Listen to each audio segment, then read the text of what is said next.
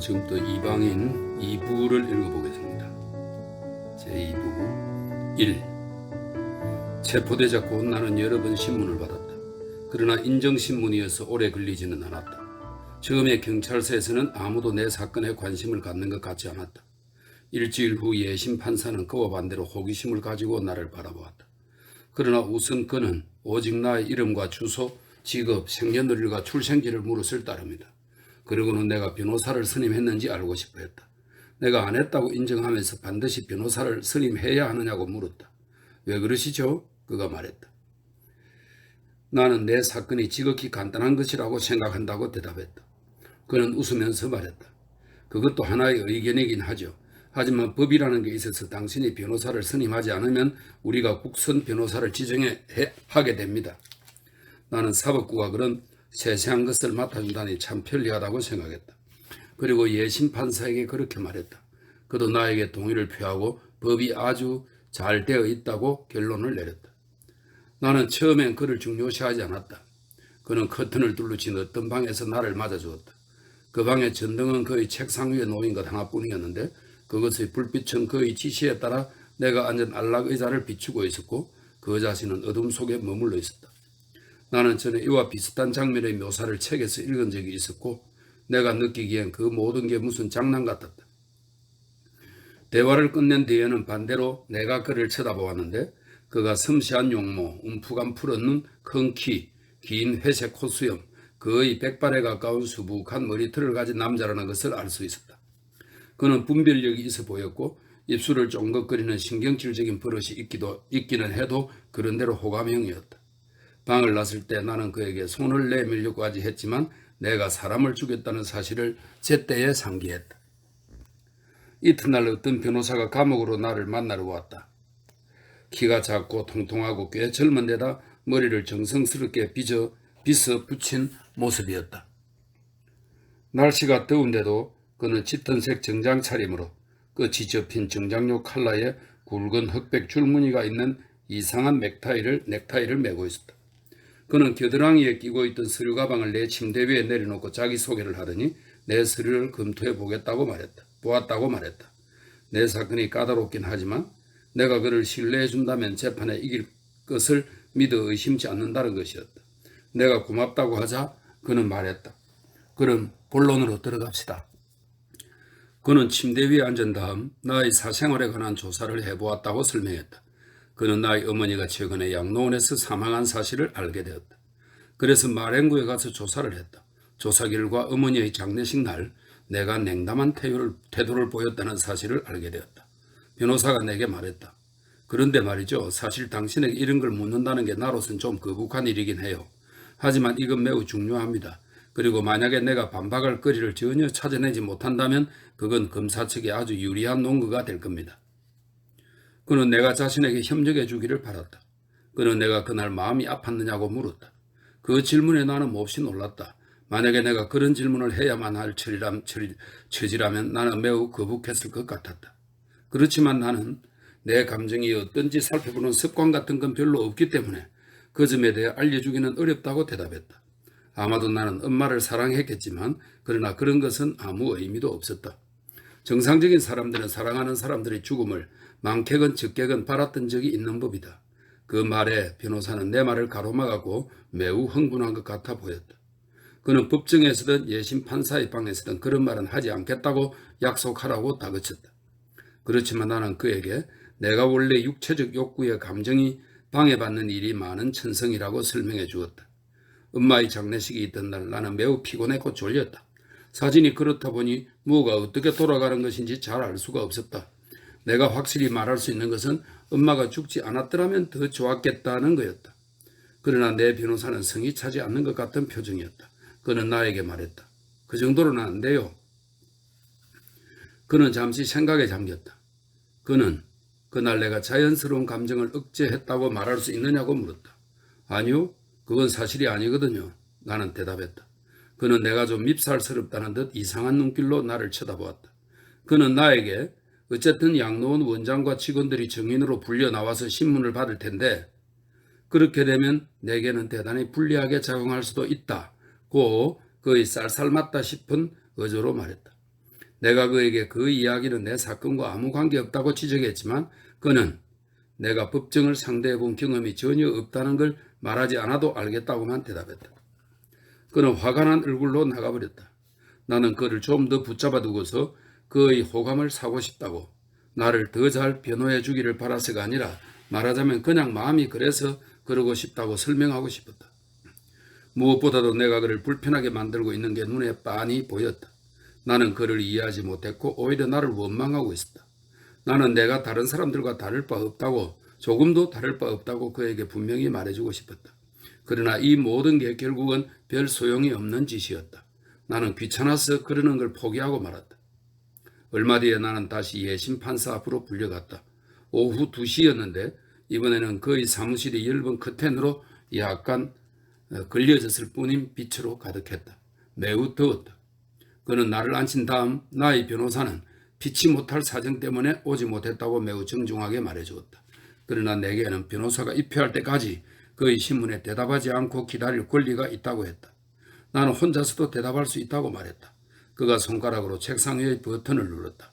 젊은 서기가 들어와서 내 등 바로 뒤에 자리를 잡고 앉았다.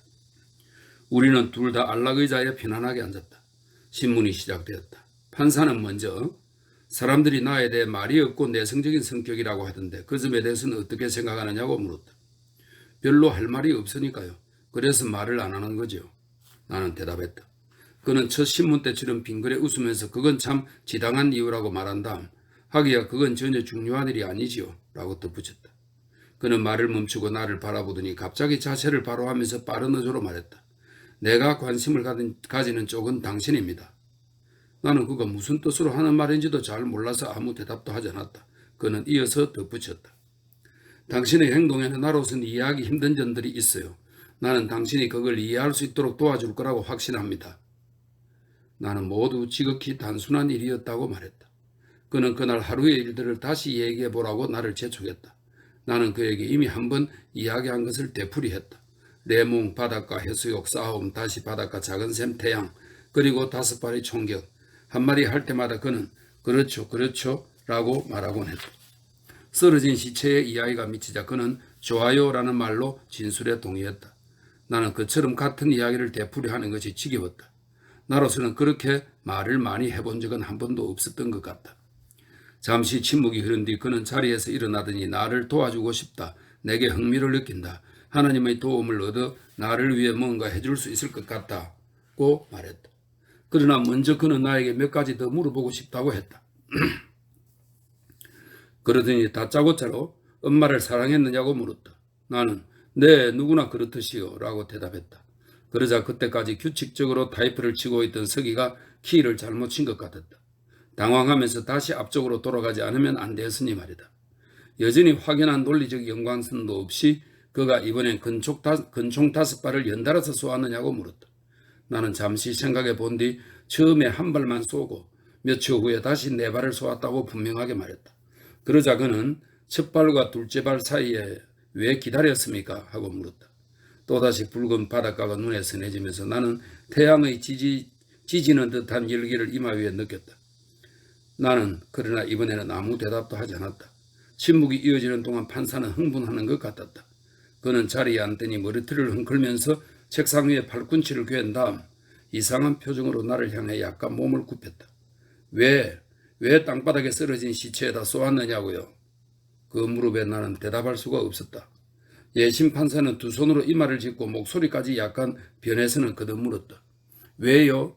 그 까닭을 말해 줘야죠. 왜요? 나는 여전히 입을 다물고 있었다. 갑자기 그가 일어서서 사무실 한끝으로 성큼성큼 걸어가더니 서류함의 어떤 서랍을 열었다. 그리고 거기서 은 십자가를 꺼내더니 내 쪽으로 돌아보며 그것을 흔들어댔다. 그러고는 완전히 달라진 그의 떨리는 목소리로 외쳤다. 당신은 이분을 압니까? 네, 물론이죠. 내가 말했다. 그러자 그는 빠르고 격정적인 어조로 자기는 신을 믿는다고, 신이 용서하지 못할 만큼 죄가 많은 인간은 하나도 없지만 다만 신의 용서를 받기 위해서는 인간이 뉘우침을 통해서 어린애처럼 마음을 깨끗이 비우고 모든 것을 받아들일 준비가 돼 있어야 한다는 것이 자신의 신념이라고 말했다. 그는 책상 위로 온몸을 기울이고 십자가를 거의 내 머리 위에서 휘두르다시피 하고 있었다. 솔직히 말해서 나는 그의 논리를 제대로 따라갈 수가 없었다. 우선은 너무 더운 데다 그의 사무실에 있는 큼직한 파리들이 내 얼굴에 달라붙곤 했기 때문이고, 또 그가 내게 좀 겁을 주기 때문이기도 했다. 그와 동시에 그건 좀 우스꽝스럽다는 생각도 들었다. 왜냐하면 뭐니 해도 범죄자는 바로 나였으니 말이다. 그런데도 그는 계속 떠들어댔다. 내가 대강 이해한 바로는 그가 생각할 때 나의 자백 가운데는 오직 한 가지 모호한 부분이 있으니 그건 바로 둘째 발을 쏘기 전에 짬을 두고 기다렸다는 사실이다. 그 밖의 내용은 다 이해가 되는데 바로 그 점을 그는 이해할 수 없었다. 나는 그에게 그처럼 집요하게 물고 늘어지는 것은 잘못이라고, 그 마지막 문제는 그다지 중요하지 않다고 말할 셈이었다. 그러나 그는 나의 말을 가로막고는 벌떡 일어서서 마지막으로 한 번 더 나를 설득하려 들며 내게 신을 믿느냐고 물었다. 나는 아니라고 대답했다. 그는 붕괴하여 털썩 주저앉았다. 그는 그럴 수는 없다고, 인간은 모두 신을 믿는다고, 심지어 신을 외면하는 이들조차도 신을 믿는다고 말했다. 그것이야말로 그의 신념이었고, 만약 그것을 조금이라도 의심해야 한다면 그의 삶은 무의미해지고 말 것이었다. 당신은 내 삶이 무의미해지기를 바라는 겁니까? 그가 외쳤다. 내 생각에 그건 나하고 아무 상관이 없는 일이었다. 나는 그에게 그렇게 말했다. 그러나 그는 벌써 책상 너머로 손을 쭉 뻗어 그리스도의 십자가상을 내 눈앞에 들이대며 미친 듯이 소리를 지르는 것이었다. 나는 기독교 신자야. 나는 이분께 너의 죄를 용서해달라고 빌고 있어. 어떻게 넌 그리스도께서 너를 위해 고통받으셨다는 것을 믿지 않을 수가 있지? 나는 그가 내게 반말을 하고 있다는 것을 알아차렸지만 이젠 진절머리가 났다. 더위는 점점 더 심해지고 있었다. 별로 귀 기울이고 싶지 않은 사람에게서 벗어나고 싶을 때면 늘 그러듯이 나는 그의 말을 시인하는 채 했다. 놀랍게도 그는 의기양양해서 그것 보라고 너도 믿잖아. 그리고 하나님께 너를 맡기려 하잖아. 하고 말했다. 물론 나는 다시 한 번 더 아니라고 말했다. 그는 다시 안락의자에 털썩 주저앉았다. 그는 매우 피곤해 보였다. 잠시 동안 그는 아무 말이 없었지만 그동안에도 쉬지 않고 대화를 뒤쫓아 온 타자기가 마지막 부분을 계속해서 받아치고 있었다. 이윽고 예심 판사가 약간 슬픈 표정으로 물끄러미 나를 바라보았다. 당신처럼 영혼이 메마른 사람은 한 번도 본 적이 없어요. 그가 중얼거렸다. 내 앞으로 찾아온 범죄자들은 이 고상을 보고는 하나같이 다 눈물을 흘렸어요. 나는 그건 바로 그들이 범죄자이기 때문이라고 대답하려고 했다. 그러나 나 역시 그들과 같은 입장이라는 생각이 들었다. 그것은 나로서는 도무지 익숙해지지 않은 생각이었다. 그때 심리가 끝났다는 것을 내게 알려주기라도 하려는 듯 판사가 자리에서 일어섰다. 그는 여전히 좀 피곤한 표정으로 내가 한 행동을 후회하느냐고만 물었다. 나는 잠깐 생각해 본 뒤 진정한 후회라기보다는 차라리 좀 귀찮다 싶은 느낌이라고 대답했다. 나는 그가 나를 이해하지 못하고 있다는 인상을 받았다. 그러나 그날의 일은 그 정도에서 그쳤다. 그 뒤 나는 자주 예심 판사를 다시 만났다. 단 매번 내 변호사가 내 옆에 동석했다. 예심 판사는 내가 이전에 한 진술 중 몇몇 부분을 좀 더 분명하게 밝히도록 요구하는 정도에 그쳤다. 그렇지 않으면 내 변호사와 기소 사유에 관한 의견을 주고받았다. 그러나 그럴 때면 그들은 사실상 나에게는 전혀 신경을 쓰지 않았다. 어쨌든 차츰차츰 신문의 어조가 달라졌다. 판사는 더 이상 나에게 관심이 없는 것 같았다. 말하자면 내 사건은 아예 매듭을 지어 버리기라도 한 것 같았다. 그는 다시 나에게 신에 대해 이야기하지 않았고 나는 첫날부터 흥분한 그를 다시는 보지 못했다. 그 결과 우리의 대화는 더 화기애애해졌다. 몇 가지 질문. 내 변호사와의 약간의 대화가 있고 나면 신문은 끝나곤 했다. 나의 사건은 판사의 표현처럼 순조롭게 진행되었다. 이따금 대화가 일반적인 내용에 이를 때면 판사가 나를 대화에 끼워주기도 했다. 나는 그제야 숨을 돌릴 수 있었다. 그런 때는 아무도 나에게 고약하게 굴지 않았다. 모든 것이 너무나도 자연스럽고 순조롭고 소박하게 진행되어 나는 가족적인 분위기라는 어처구니 없는 인상을 받기까지 했다. 이래하여 11달 동안이나 계속된 그 예심을 치르고 나서 나는 판사가 자기 사무실 문까지 나를 따라 나와서 내 어깨를 두드리며 오늘은 끝났습니다.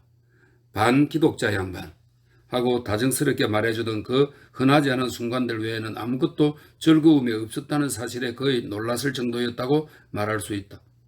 그러고 나면 나는 다시 경관들의 손에 인계되는 것이었다. 2. 결코 이야기하고 싶지 않은 일들도 있었다. 감옥에 들어와서 며칠이 지나자 나는 장차 내 생애의 그 시기에 대해서는 이야기하고 싶지 않게 되리라는 것을 깨달았다. 나중에는 그러한 거부감이 더 이상 대수롭지 않게 여겨졌다. 사실인즉 처음 며칠간 나는 실제로 감옥에 있는 것이 아니었다. 그저 막연히 무언가 새로운 사건을 기다리고 있었던 것이다.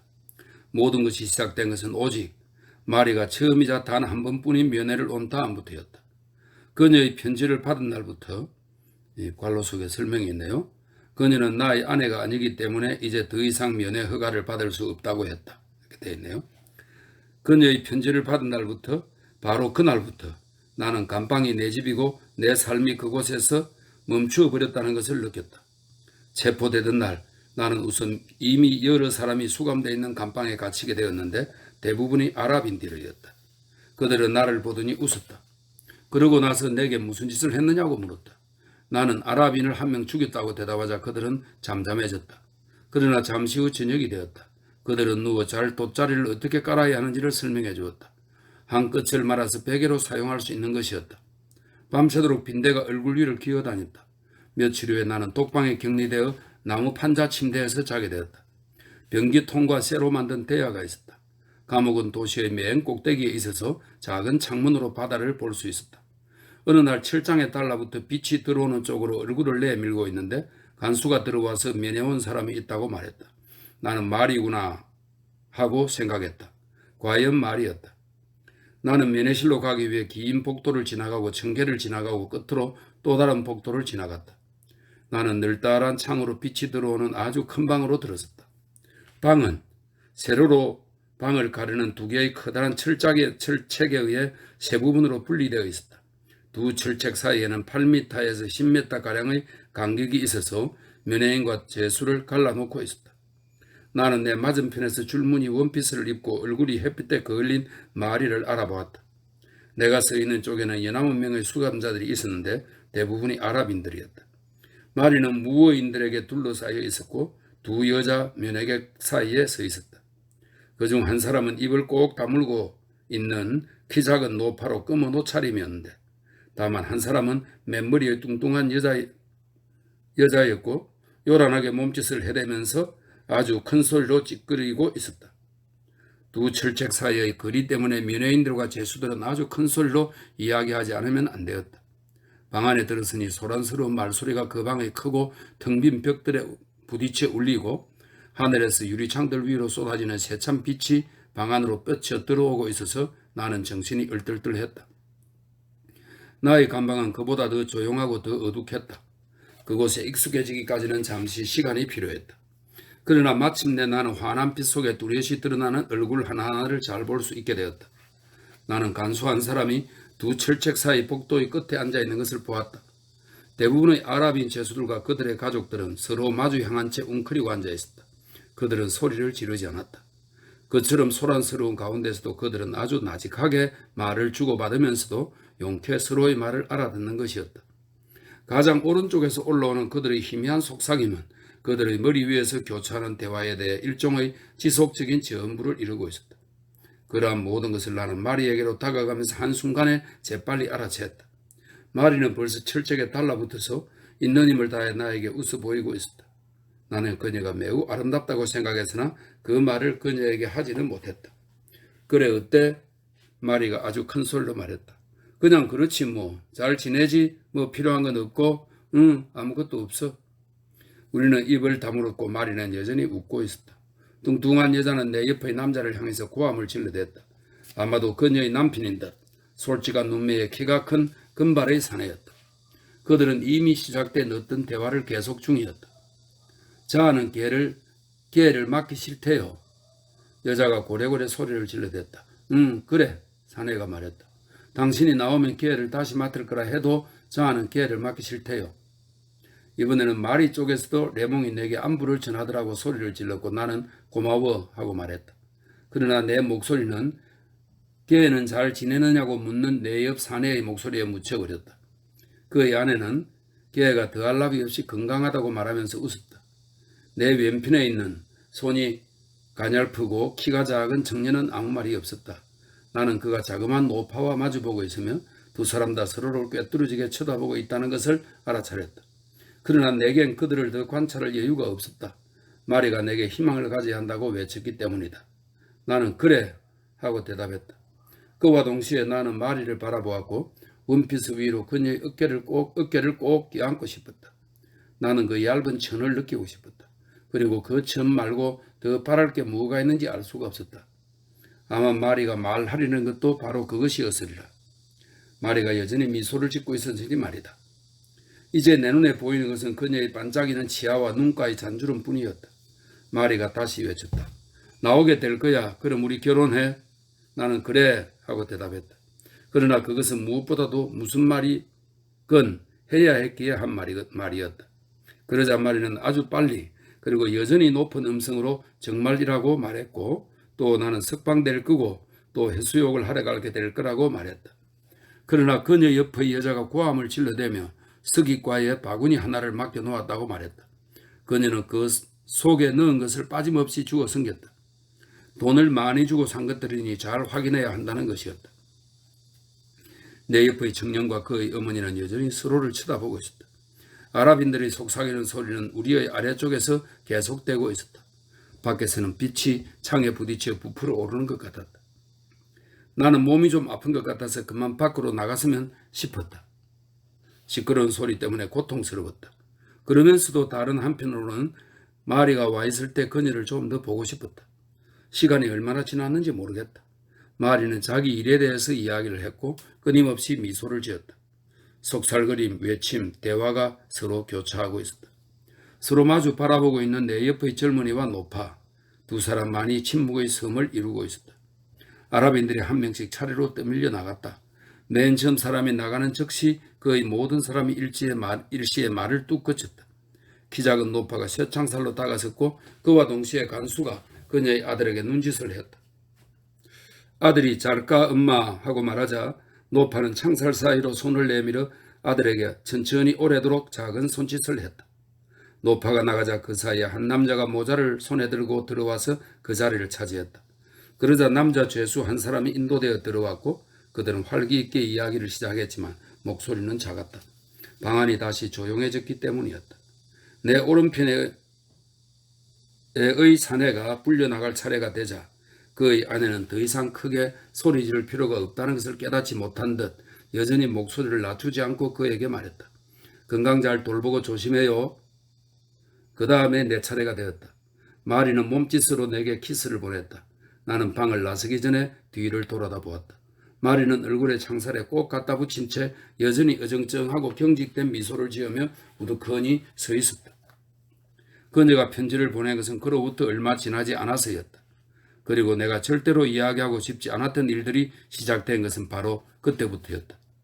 어쨌든 무의식은 과장해서 말하면 안 되고 또 그건 다른 사람들에 비해 나에게는 더 쉬운 일이었다. 하지만 구금 생활 초기에 가장 힘든 점은 내가 자유로운 사람처럼 생각한다는 것이었다. 가령 나는 바닷가에 가 있고 싶었고 바다 쪽으로 내려가고 싶은 욕구에 사로잡히곤 했다. 발바닥 밑으로 밀려드는 첫 파도의 소리, 몸이 물속으로 들어갈 때의 느낌, 그리고 물속에서 맛보는 해방감을 상상하다 보면 나는 문득 내 감옥의 벽들이 얼마나 내 가까이 있는가를 실감하는 것이었다. 그러나 그러는 것도 그저 몇 달간이었다. 그 다음부터는 죄수로서의 생각밖에 없었다. 나는 안뜰에서 하는 매일의 산책이나 내 변호사의 방문을 기다리는 것이었다. 나머지 시간은 그럭저럭 잘 보낼 수 있었다. 그 당시 나는 만약 누가 나를 마른 나무둥치 속에 들어가 살게 만들어 내가 머리 위의 꽃 같은 하늘을 바라보는 것 말고는 다른 할 일이 아무것도 없게 된다 해도 차츰 그 생활에 익숙해졌으리라는 생각을 자주 했다. 그러면 나는 새들이 지나가거나 구름들이 서로 만나기를 기다렸을 것이다. 여기서 내 변호사의 기이한 넥타이가 나타나기를 기다리듯이 또 저 바깥 세상에서 마리의 몸을 껴안기 위해 토요일까지 참고 기다렸듯이 말이다. 그런데 가만 생각해 보면 나는 마른 나무둥지 속에 들어있는 것이 아니었다. 나보다 더 불행한 사람들도 있었다. 사실 이건 엄마의 생각이었다. 엄마는 자주 그 말을 되뇌곤 했다. 사람은 결국 무엇이든 익숙해지는 법이라고 말이다. 그러나 나는 보통 그렇게 멀리까지 생각은 못했다. 처음 몇 달 동안은 힘들었다. 그러나 바로 내가 바쳐야 했던 노력이 그 몇 달을 지내는데 도움이 되었다. 가령 여자에 대한 욕정이 고통거리였다. 젊으니까 당연한 일이었다. 특별히 마리가 생각나는 것은 결코 아니었다. 그러나 나는 어떤 한 여자를, 여러 여자들을, 알고 지냈던 모든 여자들을, 그들을 사랑했던 모든 상황들을 어찌나 골똘히 생각했는지 나의 감방이 그 모든 얼굴들로 가득 찼고 내 욕정으로 와글댔다. 어느 면에서 그것은 나의 마음을 어지럽게 했다. 그러나 또 다른 면에서는 시간을 때우게 해주었다. 나는 마침내 식사 시간에 주방 심부름꾼과 같이 오는 간수장의 호감을 얻게 되었다. 여자 이야기를 먼저 꺼낸 것은 그였다. 다른 죄수들이 제일 먼저 호소하는 고충이 바로 그것이라고 그는 말했다. 나는 그에게 나도 다른 사람들과 마찬가지이며 그런 대우는 부당하다고 생각한다고 말했다. 그러나 바로 그러자고 당신네들을 감옥에 가두는 거라고요. 그가 말했다. 아니, 그러자고라니요? 그럼요. 자유란 바로 그런 거거든요. 당신네들에게서 그 자유를 빼앗은 거예요. 나는 한 번도 그 점을 생각해 본 적이 없었다. 나는 그에게 동감을 표했다. 맞아요. 정말 그러네요. 아니면 뭐가 버리겠어요? 그렇죠. 말귀를 잘 알아듣는군요. 다른 죄수들은 안 그래요. 그렇지만 결국 그네들은 스스로 알아서 문제를 해결하게 되지요. 그렇게 말하고 나서 간수는 가버렸다. 담배 문제도 있었다. 감옥에 들어오자 나는 허리띠, 구두끈, 넥타이 그리고 주머니에 소지하고 있던 모든 것, 특히 담배를 압수당했다. 일단 감방으로 들어오자 담배는 돌려달라고 요청했다. 그러나 그건 금지되어 있다는 것이었다.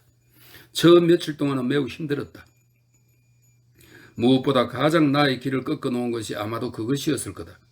나는 침대 판자에서 나무 조각을 뜯어내서 빨곤 했다. 온종일 끊임없이 구역질이 따라다녔다. 아무에게도 해가 되지 않는 그것을 왜 압수한 것인지 알 수가 없었다. 나중에 나는 그것도 벌의 일부임을 깨달았다. 그러나 그때는 벌써 담배를 피우지 않는 습관이 들어서 그것이 더 이상 나에게 벌이 되지 못했다. 그러한 문제들을 제외하면 나는 그다지 불행하지 않았다. 거듭 말하지만 문제는 오로지 시간을 보내는 일이었다. 기억을 되살리는 법을 터득한 순간부터는 더 이상 심심해서 괴로운 일은 없었다. 나는 가끔 내 방을 생각하는 습관을 갖게 되었다. 상상력을 동원하여 방의 한 구석에서 출발해 그리고 다시 돌아올 때까지 지나는 길에 놓여 있는 것을 전부 마음속으로 꼽아보는 것이었다. 처음에는 금방 끝나버렸다. 그러나 다시 되풀이할 적마다 조금씩 길어졌다. 왜냐하면 거기 있는 가구를 하나하나 기억해내고 그 가구 하나하나마다 그 속에 들어있는 물건들을 또 그 물건 하나하나마다 그 모든 세부들을 그 세부들마다 그 자체의 어떤 상담이나 갈라진 틈이나 입 빠진 가장자리나 혹은 그것들의 빛깔이나 결 같은 것을 기억해냈기 때문이다. 그와 동시에 나는 내가 기억해낸 맹시의 맥락을 놓치지 않고 완전한 총 목록을 만들도록 노력했다. 그 결과 몇 주일이 지나자 내 방 안에 있던 것들을 하나하나 꼽아보는 것만으로도 여러 시간을 보낼 수 있었다. 그처럼 깊이 생각을 하면 할수록 나는 소홀히 했던 것, 잊어버렸던 것들을 더 많이 기억해서 끌어낼 수 있었다. 그때 나는 단 하루밖에 살지 않은 사람도 감옥에서의 100년쯤은 어렵지 않게 살 수 있으리라는 것을 깨달았다. 그런 사람도 추억할 거리가 얼마든지 있어 심심하지 않을 것이다. 어떻게 생각하면 그건 하나의 장점이었다. 또 잠도 문제였다. 처음에는 밤에 잠을 잘 자지 못했고 낮에는 한숨도 못 잤다. 차츰 밤에 잘 자게 되었고 낮에도 잘 수 있었다. 마지막 수개월 동안은 하루에 16시간에서 18시간까지 잤다고 할 수 있다. 그리고 남은 6시간은 식사와 대소변과 나의 기억들 그리고 체코슬로바키아의 이야기로 그럭저럭 보내면 되었다. 사실 나는 지퍼를 넣은 내 매트와 침대 판자 사이에서 옛날 신문지 한 조각을 발견했던 것이다. 천에 거의 들러붙고 노랗게 빛이 바래고 종이가 투명하게 비쳐 보였다. 시작 부분은 떨어져 나가고 없었다. 체코슬로바키아에서 일어난 것으로 보이는 어떤 사건에 대한 기사가 실려 있었다. 어떤 남자가 체코의 어떤 마을을 떠나 돈벌이를 하러 갔다. 25년이 지난 뒤에 그가 부자가 되어 아내와 어린 자식을 데리고 돌아왔다. 그의 어머니는 누이와 함께 고향 마을에서 여관을 경영하고 있었다. 그들을 놀래주려고 사내는 아이와 아이를 다른 여관에 남겨두고 어머니 집으로 갔는데 그가 들어갔을 때 어머니는 그를 알아보지 못했다. 그는 장난삼아 방을 하나 잡기로 마음먹었다. 그리고 자기가 지닌 돈을 내보였다. 밤중에 그의 어머니와 누이는 그를 망치로 때려 죽이고 그가 가진 돈을 턴 다음 시체를 강물에 던져버렸다. 아침이 되어 사내의 아내가 찾아와서 자기도 모르게 여행자의 신원을 밝히게 됐다. 어머니는 목을 맸다. 누이는 우물에 몸을 던졌다. 나는 그 이야기를 아마 수천 번은 읽었을 것이다. 한편으로 그것은 있을 법하지 않은 이야기였다. 또 한편으로는 자연스러운 이야기였다. 어쨌든 내가 볼 때 그런 결과에 대해서는 여행자에게도 좀 책임이 있었으며 그리고 장난을 치면 절대 안 된다는 생각이 들었다. 그렇게 잠자는 시간, 기억하기, 사건 기사 읽기, 그리고 빛과 어둠의 교차로 시간은 지나갔다. 감옥에 있으면 시간 개념을 잃게 된다는 것을 나도 분명히 읽은 적이 있었다. 그러나 나에게는 그런 얘기가 별로 의미가 없었다. 하루하루의 날들이 얼마나 길면서도 짧을 수 있는지 나는 예전에는 미처 깨닫지 못했던 것이다. 하루하루는 지내기는 물론 길지만 하도 길게 늘어져서 결국 하루가 다른 하루로 넘쳐나고 말았다. 하루하루는 그리하여 제 이름을 잃어버리는 것이었다. 어제 혹은 내일이라는 말만이 나에게는 의미가 있었다. 어느 날 간수로부터 내가 감옥에 들어온 지 5달이 지났다는 말을 들었을 때 나는 그의 말을 믿기는 했지만 이해할 수는 없었다. 내가 볼 때는 언제나 같은 날이 내 감방으로 밀려들었고 나는 언제나 같은 일을 계속하고 있었다. 그날 간수가 가고 나서 나는 양철식기에 비친 내 얼굴을 들여다보았다. 내가 아무리 바라보고 웃음 지으려 해도 그 얼굴은 여전히 정색을 하고 있는 것 같았다. 나는 그 모습을 내 앞에서 흔들었다. 나는 미소를 지었지만 그 얼굴은 여전히 심각하고 슬픈 표정을 지었다. 날이 저무르고 있었고 그것은 내게 있어서는 이야기하고 싶지 않은 시간, 감옥의 모든 층으로부터 저녁의 소음들이 침묵의 행렬을 이루어 올라오는 이름 없는 시간이었다. 나는 천장에 뚫린 창문 쪽으로 다가가 마지막 빛 속에서 다시 한번 내 모습을 바라보았다. 여전히 심각한 표정이었다. 그야 놀라울 게 없었다. 그때 나 자신 역시 심각한 표정이었으니까. 그러나 그와 동시에 여러 달 만에 처음으로 나는 내 목소리를 똑똑히 들었다. 나는 그것이 이미 오래전부터 내 귓전에 울리던 그 소리임을 알아차렸고 그동안 줄곧 내가 혼자서 말을 하고 있었다는 것을 깨달았다. 그때 나는 엄마의 장례식 날 간호사가 했던 말이 생각났다. 그렇다. 정말 빠져나갈 길이 없었다. 감옥 안에서 보내는 저녁들이 어떤 것인지는 그 누구도 상상할 수 없다. 3. 사실상 여름은 매우 빨리 지나가고 또다시 여름이 되었다고 할 수 있다. 첫 더위가 기승을 부리면서 나는 내게 무언가 새로운 일이 생기리라는 것을 알고 있었다.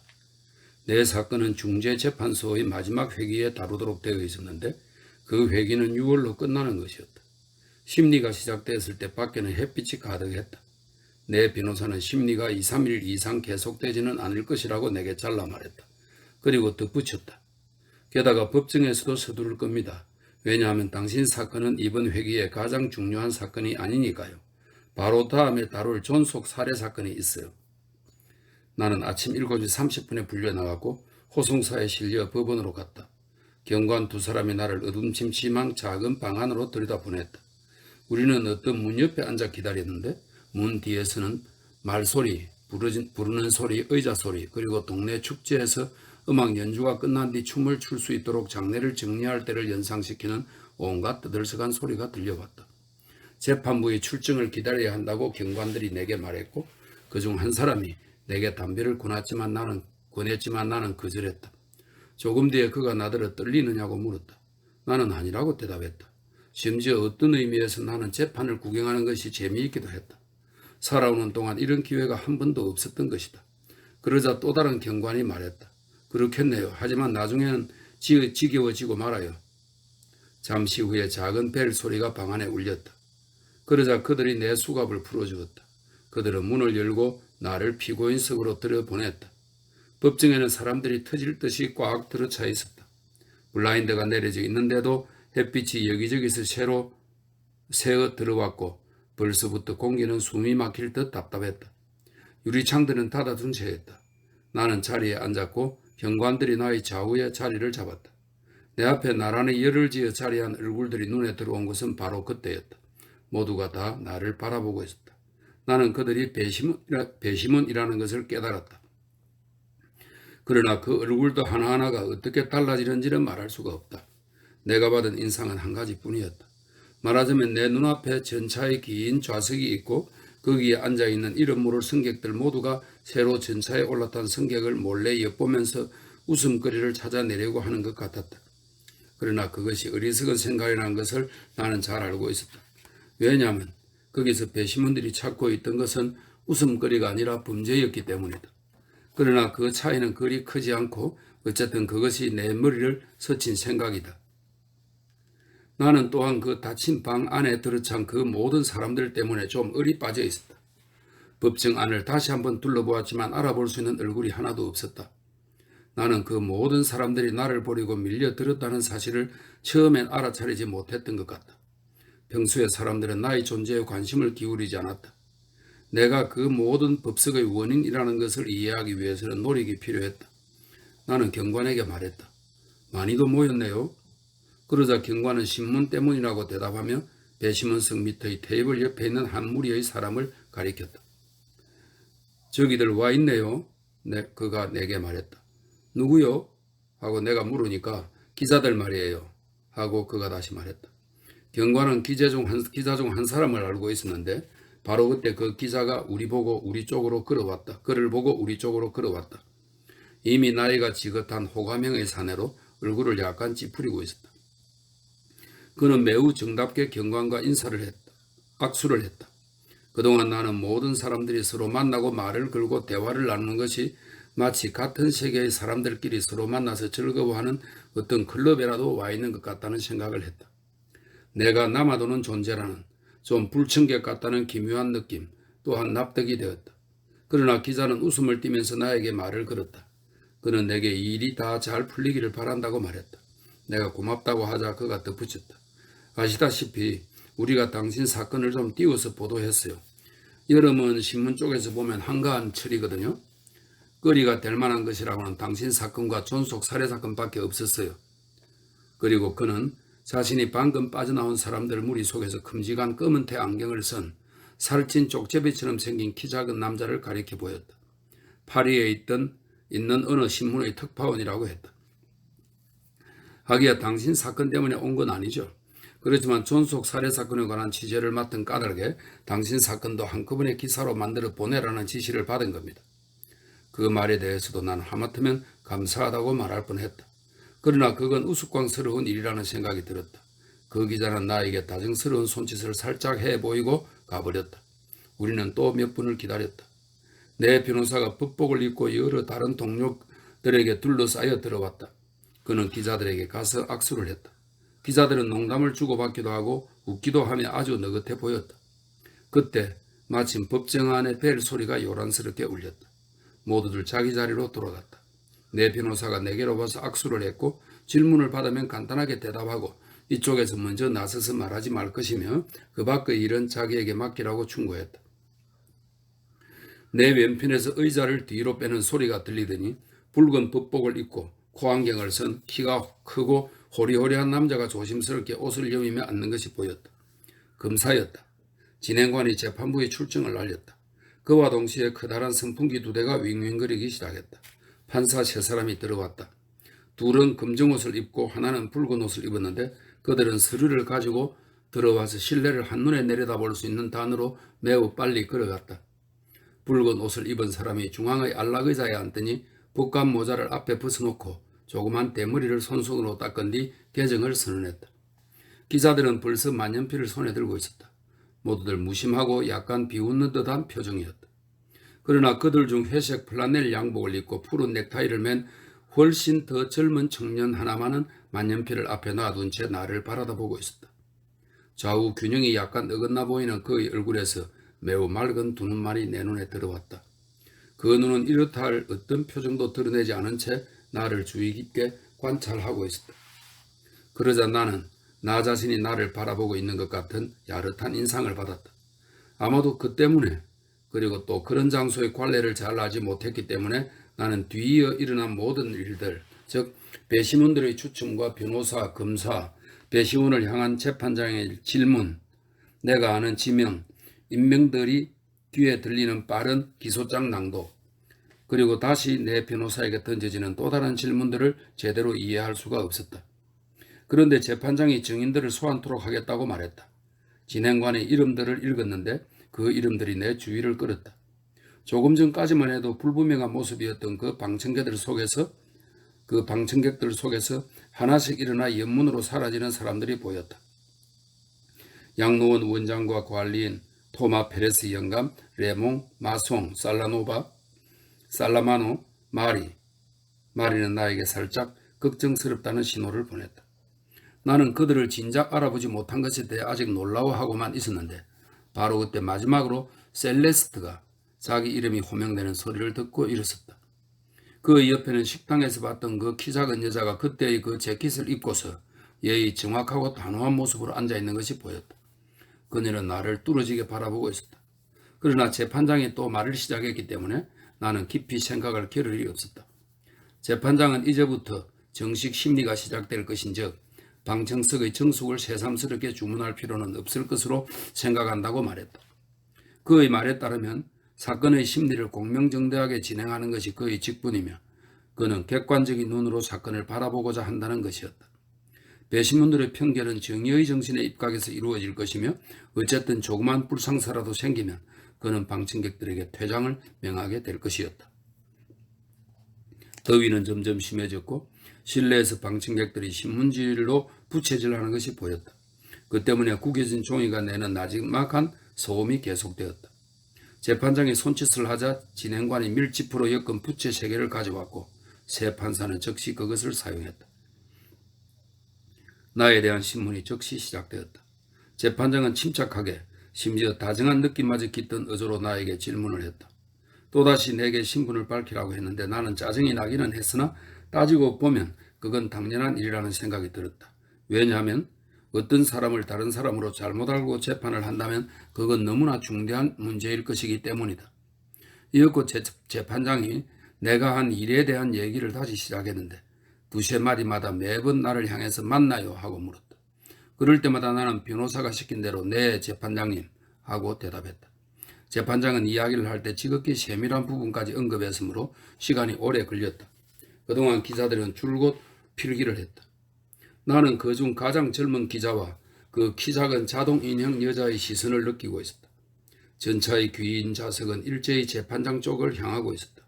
재판장은 기침을 하고 서류를 뒤적이더니 부채질을 하며 내게로 눈을 돌렸다.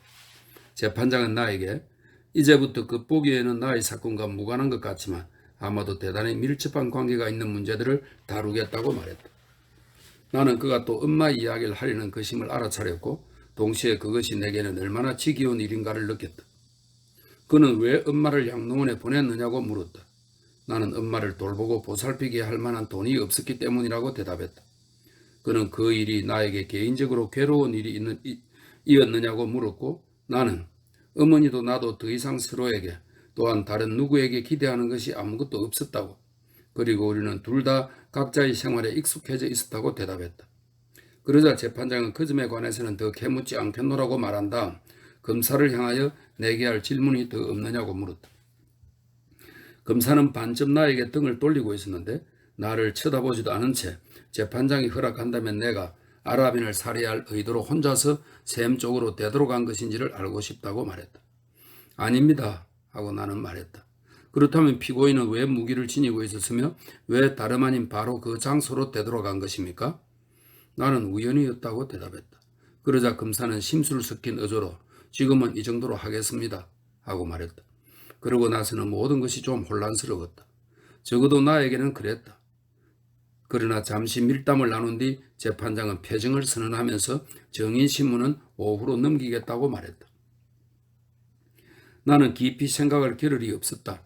이끌려 나와서 호송차를 타고 감옥으로 돌아와 점심을 먹었다. 매우 짧은 시간, 피곤함을 겨우 느낄 만한 시간이 지나자 나는 다시 풀려나갔다. 모든 것이 다시 시작되어 나는 같은 방 안에 같은 얼굴들 앞에 앉게 되었다. 다만 더위가 훨씬 더 심해졌고 무슨 기적이라도 일어난 듯 모든 배심원, 검사, 내 변호사 그리고 몇몇 기자들이 하나같이 밀집 부채를 구해들고 있었다. 젊은 기자와 키 작은 여자도 여전히 거기에 있었다. 그러나 그들은 부채질을 하지 않았고 아무 말 없이 여전히 나를 바라보고 있었다. 나는 얼굴에 흐르는 땀을 닦았다. 그리고 겨우 그 장소와 나 자신에 대한 의식을 얼마만큼 회복할 수 있었을 때 나는 양로원 원장의 이름을 부르는 소리를 들었다. 엄마가 나에 대한 불평을 하더냐는 질문을 받자 원장은 그렇다고 하면서 그러나 근친들에 대해 불평하는 것은 원생들에게서 볼 수 있는 괴벽 같은 것이라고 말했다. 양로원에 자신을 맡긴 것에 대하여 엄마가 나를 자주 원망했는지 좀 더 분명히 말을 하고 재판장이 요구하자 원장은 또 그렇다고 대답했다. 그러나 이번에는 아무 설명도 덧붙이지 않았다. 또 다른 질문에 그는 장례식 날 나의 담담한 태도를 보고 놀랐다고 대답했다. 담담하다는 것은 어떤 의미인가 하고 재판장이 묻자 원장은 구두 코를 내려다 보더니 내가 엄마를 보려고 하지 않았고 단 한 번도 눈물을 흘리지 않았으며 장례식이 끝난 뒤 무덤 앞에서 묵도도 하지 않고 곧 떠났다고 말했다. 또 하나 그를 놀라게 한 일이 있었는데 장의사 직원 한 사람에게 들은 바로는 내가 엄마의 나이를 모르더라는 것이었다. 잠시 침묵이 흘렀고 이어 재판장이 그에게 그 말이 과연 나에 관한 것이며 틀림없느냐고 물었다. 원장이 그 질문의 뜻을 알아차리지 못하자 재판장은 법 절차상 하는 질문입니다 하고 말했다. 그러나 재판장이 차장검사에게 증인에 대해 질문이 없느냐고 묻자 검사가 외쳤다. 아, 없습니다. 그것으로 충분합니다. 그 목소리가 어찌나 강렬하고 나를 보는 그 눈초리가 어찌나 의기양양한지 여러 해 만에 처음으로 나는 바보같이 울음이 터져 나올 것만 같은 심정이 되었다. 왜냐하면 내가 그 모든 사람들에게 얼마나 미움을 사고 있는지를 느꼈기 때문이다. 배심원 측과 나의 변호사에게 질문이 없는가 묻고 나서 재판장은 양로원 관리인의 진술을 들었다. 그에게도 다른 모든 증인들 때와 같은 의식 절차가 되풀이됐다. 자리에 나와 서며 관리인은 나를 쳐다봤다가 눈길을 돌렸다. 그는 질문을 받고 대답했다. 그는 내가 엄마를 보고 싶어 하지 않았고 담배를 피웠고 잠을 잤고 밀크 커피를 마셨다고 말했다. 그때 나는 방청석 전체를 격앙시키는 무언가를 느꼈고 처음으로 내가 죄인이라는 것을 깨달았다. 재판장은 관리인에게 밀크 커피 이야기와 담배 이야기를 한 번 더 반복하게 했다. 차장검사는 조소의 빛이 담긴 눈으로 나를 빤히 바라보았다. 그때 나의 변호사가 관리인에게 그도 나와 함께 담배를 피우지 않았느냐고 물었다. 그러나 이 질문에 항의하여 검사가 자리를 박차고 일었다. 도대체 지금 누가 범죄자입니까?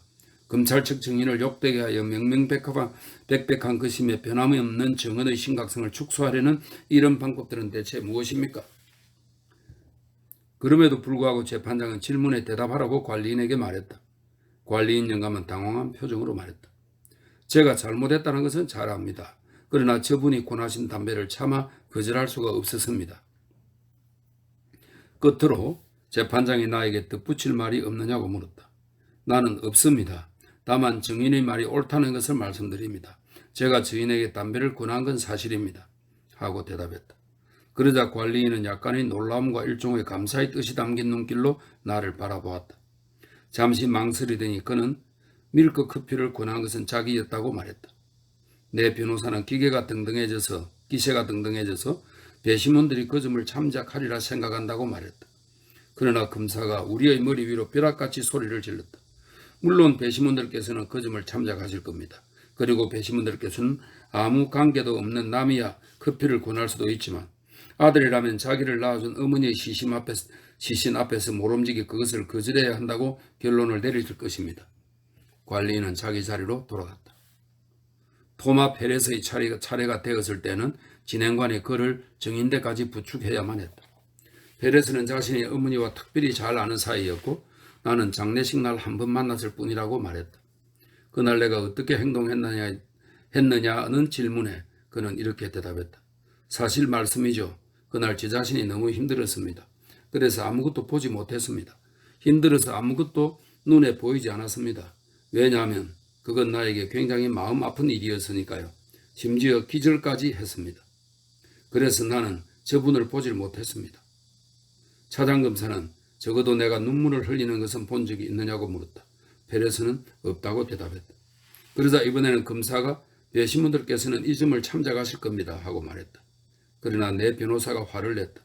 그는 내가 보기에도 과장되었다 싶은 어조로 페레스에게 내가 눈물을 흘리지 않는 건 본 적이 있느냐고 물었다. 페레스는 없습니다 하고 대답했다.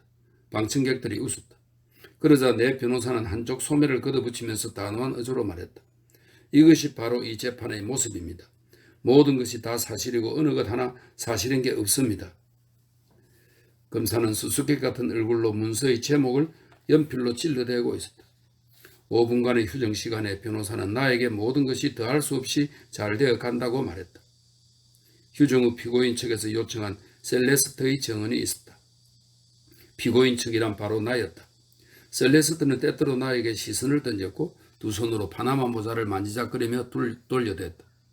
그는 가끔 일요일에 나와 함께 경마 구경을 갈 때 입었던 새 양복을 입고 있었다. 그러나 셔츠는 칼라에 달지 못했던지 꿀이 단추로 목을 채우고 있었다. 여기 설명이 있네요. 20세기 초에는 셔츠의 목 부분에 뗐다 붙였다 하는 칼라를 매번 세탁라에 달기도 했지만 미처 못 달게 된 경우에는 목 부분을 단추로 잠그기만 할 수도 있었다. 정인으로 출석한 셀레스트는 나름대로 성의를 다하여 구리 단추를 달았다. 이렇게 설명이 되어 있네요. 셔츠에 칼라는 달지 못했던지 구리 단추로 목을 채우고 있었다. 내가 그의 손님이었느냐는 질문에 그는 그렇습니다. 하지만 또 친구이기도 했습니다. 하고 말했다. 나를 어떻게 생각하느냐 하는 물으면은 내가 사나이라고 대답했다. 사나이란 무슨 뜻이냐고 물으니까 그는 그것이 무슨 뜻인지는 누구나 다 안다고 말했다. 내가 내성적인 성격인 것을 알고 있었느냐는 질문에는 다만 내가 쓸데없는 말을 하지 않는다고 대답했다. 내가 식비는 어김없이 치렀느냐고 차장검사가 묻자 셀레스트는 웃고 나서 그건 우리끼리의 사사로운 일입니다 하고 말했다. 다시 나의 범죄를 어떻게 생각하느냐는 질문을 받자 그는 증인대 위에 손을 올려놓았다. 무언가 할 말을 미리 준비했다는 것을 알 수 있었다. 그가 말했다. 내가 볼 때 그건 하나의 불행입니다. 하나의 불행. 그게 뭔지는 누구나 다 압니다. 불행이라는 건 어쩔 도리가 없는 겁니다. 또 내가 볼 때 그건 하나의 불행입니다. 그는 더 계속하려고 했으나 재판장이 됐다고 하며 고맙다고 말했다. 그러자 셀레스트는 약간 당황한 표정을 보였다. 그러나 그는 좀 더 이야기를 하고 싶다고 말했다. 재판장은 간단히 말해달라고 요청했다. 셀레스트는 또다시 그것은 하나의 불행이라는 말을 되풀이했다. 그러자 재판장은 네, 알았어요. 그러나 우리가 할 일은 그러한 불행을 판단하는 것입니다. 수고하셨습니다. 하고 말했다. 자신의 지혜와 성의를 다해서나 더 이상은 어쩔 수가 없었다는 듯이 셀레스트는 나에게로 고개를 돌렸다. 그의 눈이 번쩍이고 입술이 떨리는 것 같았다. 그는 나를 위해 자기가 더 할 수 있는 일이 무엇일지 나에게 묻는 듯 했다. 나는 아무런 말도 몸짓도 하지 않았으나 한 인간을 껴안아주고 싶은 마음이 우러난 것은 그때가 처음이었다. 재판장은 증인대에서 물러갈 것을 그에게 다시 한번 지시했다. 셀레스트는 방청석으로 가서 앉았다. 나머지 신문이 계속되는 동안 줄곧 그는 몸을 약간 앞으로 기울여 무릎에 팔꿈치를 괴고 모자를 두 손으로 잡은 채 오가는 모든 얘기에 귀를 기울였다. 마리가 들어왔다. 모자를 쓰고 있었고 여전히 아름다웠다. 그러나 나는 머리를 풀어 헤쳤을 때가 더 좋았다. 내가 앉아있는 곳에서도 그녀의 젖가슴의 가벼운 무게감을 느낄 수 있었고 아랫입술이 여전히 조금 부풀어 있는 것도 알아볼 수 있었다. 그는 매우 신경이 날카로워져 있는 것 같았다. 그녀는 곧장 언제부터 나를 알았느냐는 질문을 받았다. 그녀는 우리 회사에서 같이 일했던 시기를 말했다. 재판장은 나와 어떤 사이인지 알고 싶다고 했다. 마리는 자기가 내 여자친구라고 말했다. 또 다른 질문에 그녀는 나와 결혼하기로 되어 있는 것은 사실이라고 대답했다. 서류를 뒤적이던 검사가 갑자기 언제부터 우리의 관계가 시작되었느냐고 물었다. 마리는 그 날짜를 말했다. 검사는 무심한 표정으로 그것은 엄마가 죽은 직후인 것 같다고 지적했다. 그러고는 약간 비웃는 말투로 그러한 미묘한 사정은 더 캐묻고 싶지도 않고 또 마리의 그리낌을 잘 이해하지만 그러나 자기의 의무상 부득이 결례할 수밖에 없다고 말했다. 그래서 검사는 마리에게 나와 관계를 맺게 된 그날 하루 동안의 일을 요약해달라고 요구했다. 마리는 이야기하고 싶어 하지 않았으나 검사의 최근에 어쩔 수 없이 우리의 해수욕, 우리가 함께 영화 구경을 간 일, 그리고 함께 우리 집으로 돌아온 일을 말했다. 사장검사는 예심해서 마리의 진술을 듣고 그날의 영화 프로그램을 조사해 보았다고 말했다. 그리고 그는 그때 무슨 영화가 상영되고 있었는지에 마리 자신의 입으로 말해주기 바란다고 덧붙였다. 과연 마리는 그의 하얗게 질린 목소리로 그것은 페르낭델이 나오는 영화였다고 밝혔다. 그녀의 말이 끝나자 법정은 물을 끼얹는 듯이 조용해졌다. 그러자 검사가 심각하게 그리고 내가 보기에도 정말 흥분한 목소리로 나를 손가락으로 가리키며 또박또박 천천히 말했다. 배심원 여러분, 어머니가 돌아가신 바로 다음날 이 사람은 해수욕을 했고 부적절한 관계를 맺기 시작했고 희극 영화를 보러 가서 시시득거렸습니다. 더 이상 드릴 말씀이 없습니다. 여전한 정적 속에서 금사는 말을 맺고 자리에 앉았다. 그런데 갑자기 마리가 흐느껴 울기 시작하면서 그게 아니다. 다른 것도 있었다. 사람들이 억지로 자기가 생각하는 것과는 반대되는 말을 하게 만든 것이다. 자기는 나를 잘 알고 있고 나는 그 어떤 나쁜 짓도 하지 않았다고 말했다. 그러나 재판장이 손짓을 하자 진행관이 그녀를 데리고 나갔고 신문은 다시 계속되었다. 그 다음에 마송이 나서서 나는 정직한 사람이며 그뿐만 아니라 성실한 사람이라고 말했으나 들어주는 사람이 거의 없었다. 살로모노도 내가 자기 계획에 퍽 잘해줬다는 점을 상기시켰고 또 어머니와 나에 관한 질문에서는 내가 엄마와 할 말이 아무것도 없었고 그 때문에 엄마를 양로원에 맡긴 거라고 대답했으나 역시 들어주는 사람이 거의 없었다. 살로모노는 이해해 주셔야 합니다. 이해해 주셔야 해요. 라고 말하곤 했다. 그러나 이해해 주는 사람은 하나도 없는 것 같았다. 그도 이끌려 나갔다. 뒤이어 레몽의 차례가 되었다. 그가 마지막 증인이었다. 레몽은 나에게 슬쩍 어떤 신호를 해 보이더니 다짜고짜로 나는 죄가 없다고 말했다. 그러나 재판장은 그에게 요구하는 것은 평가가 아니라 사실이라고 잘라 말했다. 재판장은 그에게 기다렸다가 질문을 듣고 대답하라고 권고했다. 그가 피해자와 어떤 관계였는지 정확하게 말해보라는 요구가 있었다. 레몽은 그 기회를 이용해 자기가 피해자 누이의 뺨을 때린 다음부터 피해자가 미워하고 있던 것은 바로 자기라고 말했다. 그러나 재판장은 피해자가 나를 미워할 이유는 없었느냐고 물었다. 레몽은 내가 바닷가에 같이 있었던 것은 우연한 일이었다고 말했다. 그러자 검사는 어떻게 해서 사건의 발단이 된 그 편지를 내가 쓰게 된 거냐고 물었다. 레몽은 그것도 우연이었다고 대답했다. 검사는 이 사건에서 우연은 이미 양심에 많은 폐해를 가져왔다고 반박했다. 그는 레몽이 자기 정부의 뺨을 때렸을 때 내가 말리지 않은 것도 우연인지 내가 경찰서에 가서 증인을 써준 것도 우연인지 그때의 증언이 레몽을 두둔하는 내용 일색이었던 것도 우연인지 알고 싶다고 했다. 그리고 끝으로 레몽에게 생활수단이 무엇이냐고 물었다. 창고 감독이라고 레몽이 대답하자 차장검사는 배심원들에게 증인이 포주 노릇을 업으로 하고 있다는 것은 두루 알려진 사실이라고 말했다. 나는 그의 공범자요 친구였다. 이것은 가장 저질의 치정사건으로 피고인이 도덕적으로 기형적 인물이라는 점 때문에 더욱 위중하다는 것이었다. 레몽이 반박을 해야 했고 내 변호사도 항의했으나 재판장은 검사의 이야기를 끝까지 들어야 한다고 말했다. 검사는 더 할 말이 필요 없습니다. 하고 말한 다음 레몽에게 피고인은 당신의 친구였습니까? 하고 물었다. 레몽은 그렇습니다. 나의 친구였습니다. 하고 말했다. 그러자 차장검사가 나에게 같은 질문을 했고 나는 레몽을 바라보았다. 그는 나에게서 눈을 돌리지 않았다. 나는 네 하고 대답했다. 그러자 검사는 배심원들에게로 돌아서며 선언했다.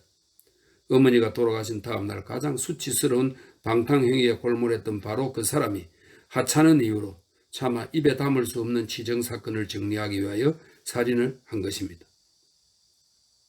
검사는 그제야 자리에 앉았다. 그러나 나의 변호사는 참다 못해 두 팔을 높이 쳐들고 외쳤다. 그 때문에 법복의 소매가 흘러내리면서 풀먹인 셔츠의 주름이 드러나 보였다. 도대체 피고인은 어머니의 장례를 치렀다고 해서 기소된 것입니까? 아니면 살인을 했다고 해서 기소된 것입니까? 방청객들이 웃었다. 그러나 검사가 다시 벌떡 일어나 법복의 위험을 과시하면서 존경하는 변호인처럼 순진하다면 어떨지 모르겠지만 그 두 범주의 사실들 사이에 어떤 심오하고 비장하고 본질적인 관계가 있음을 감지하지 않을 수 없다고 잘라 말했다. 그렇습니다. 하고 그는 힘차게 외쳤다. 본인은 범죄자의 마음으로 자기 어머니를 땅에 묻었다는 이유로 이 사람의 유죄를 주장합니다. 이 선언은 방청객들에게 엄청나게 강한 인상을 준 것 같았다. 변호사는 어깨를 으쓱하고는 이마에 흐르는 땀을 닦았다. 그러나 그는 동요한 듯 했고 나는 사태가 내게 유리하게 돌아가지 않고 있다는 것을 깨달았다. 신문이 끝났다. 법원을 나와 호송차를 타러 가면서 나는 짧은 한순간 여름 저녁의 냄새와 빛을 기억해냈다. 굴러가는 감옥의 어둠 속에서 나는 내가 좋아했던 한 도시의 그리고 이따금 스스로 만족감을 느꼈던 어떤 시각의 귀에 익은 그 모든 소리들을 마치 내 피로의 밑바닥으로부터 찾아내듯이 하나씩 되찾아냈다. 이미 고즈넉하게 가라앉은 대기 속에서 들려오는 신문파리의 외치는 소리, 작은 공원 안의 마지막 새소리, 샌드위치 장수들의 호객하는 소리, 시내 고지대의 구분길에서 울리는 전차의 마찰음, 그리고 항구 위로 어둠이 기울어지기 전 하늘의 저 술렁이는 소리, 그러한 모든 것이 나에게는 소경이 되어 더듬어가는 행로를 재구성해주고 있었다. 감옥에 들어오기 전에 내가 잘 알고 있던 그 행로를 말이다. 그렇다. 그것은 아주 오래전에 내가 스스로 만족감을 느끼기도 했던 그런 시각이었다. 그때 나를 기다리고 있던 것은 언제나 가볍고 꿈도 없는 잠이었다. 그러나 이제는 무엇인가 달라져 있었다. 왜냐하면 다음 날에 대한 기대와 더불어 이제 내가 다시 대면한 것은 바로 나의 감방이었으니 말이다. 마치 여름 하늘 속에 그려진 낯익은 길들이 우리를 감옥으로 데려갈 수도 있고 순진무구한 잠으로 데려갈 수도 있다는 듯이.